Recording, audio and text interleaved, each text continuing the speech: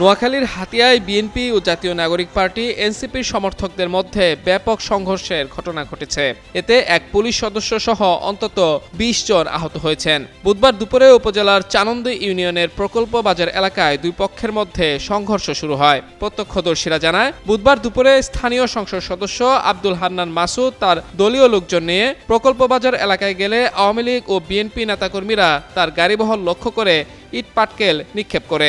পড়বো না কারোর প্রলোভনে, ভোট দিব নিজের ডিসিশনে। ক্লিয়ার আপ হাতে হয়ে যাও ফুরফুরে ভোটার। এতে হান্নান মাসুদ ও তার লোকজন পিছু হটে যান। পরে আবার তারা একত্র হয়ে ধাওয়া করলে হামলাকারীদের সঙ্গে সংঘর্ষ শুরু হয়। এই ঘটনায় হাতিয়া থানার উপপরিদর্শক শহীদুল আলম সহ উভয় পক্ষের কমপক্ষে ২০ জন আহত হন।